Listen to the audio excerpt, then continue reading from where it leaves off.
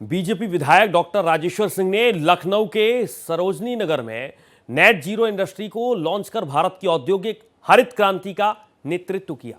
यह कार्यक्रम उत्तर प्रदेश के वित्त मंत्री सुरेश कुमार खन्ना की उपस्थिति में आयोजित किया गया। इस मौके पर डॉक्टर राजेश्वर सिंह ने कहा कि नेट जीरो अब कोई दूर का लक्ष्य नहीं है, ये मापने योग्य, प्राप्त करने योग्य और लाभकारी मॉडल है।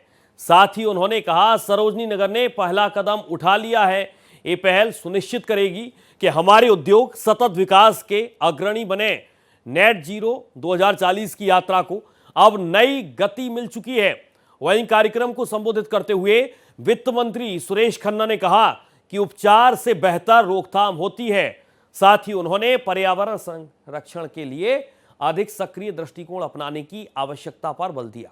उन्होंने कहा कि समस्याओं के उत्पन्न होने की प्रतीक्षा करने के बजाय हमें संवेदनशीलता, जिम्मेदारी और सामूहिक प्रतिबद्धता के साथ पर्यावरणीय चुनौतियों का पूर्वानुमान लगाकर उनका समाधान करना चाहिए।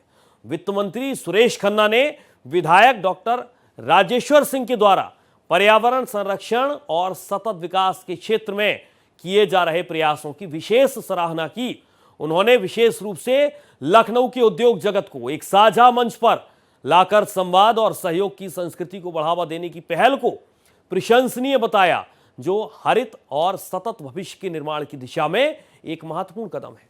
डॉक्टर राजेश्वर सिंह के नेतृत्व में ये पहल एक समग्र, समयबद्ध नेट जीरो रोडमैप का चौथा और सबसे महत्वपूर्ण स्तंभ है।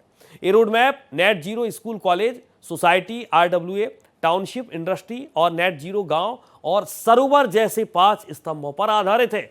इस अभियान से अधिक उद्योगों को जोड़ने के लिए 5 जून को the green shift industrial excellence award प्रदान किया जाएगा, जिसमें सर्वश्रेष्ठ इकाई को 5 लाख का पुरस्कार दिया जाएगा।